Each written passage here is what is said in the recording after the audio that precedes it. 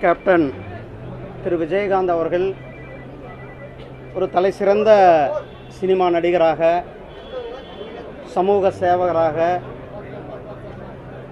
அவர்களுடைய வாழ்க்கை பிறருக்கு ஒரு முன்னுதாரணமான வாழ்க்கையை வாழ்ந்தார்கள்.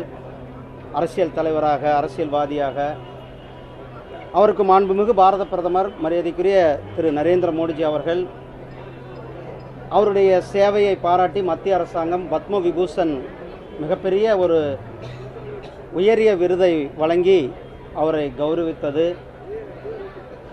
அவருடைய இந்த குரு பூஜையில் கலந்து கொண்டது ஒரு மிகப்பெரிய பாக்கியமாகவும் பெருமையாகவும் கருதுகின்றேன். ஏன்னா அவரை பற்றி நிறைய நம்ம கேள்விப்பட்டிருப்போம். அவர் அவருடைய சினிமா ஷூட்டிங் ஆகட்டும் அல்லது வேறு எங்கே இருந்தாலும் கூட அனைவரும் சாப்பிட்ட பிறகு எல்லாரும் சாப்பிட்டாங்களான்னு கேட்டுட்டு அவங்க எல்லாம் சாப்பிட்ட பிறகு தான் சாப்பிட்ற அந்த ஒரு மிகப்பெரிய ஒரு பழக்கத்தை வச்சுருந்துருக்கிறார்.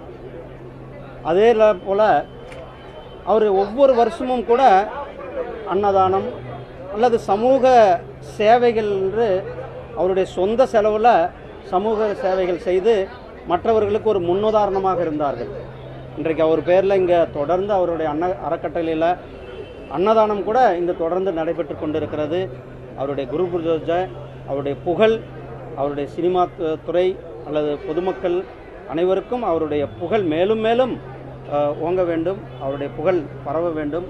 அவரை பற்றி வருங்கால சந்ததிகளும் கூட அறிய வேண்டும். இந்த அருமையான நிகழ்ச்சியில் இன்றைக்கு கலந்து கொண்டதில்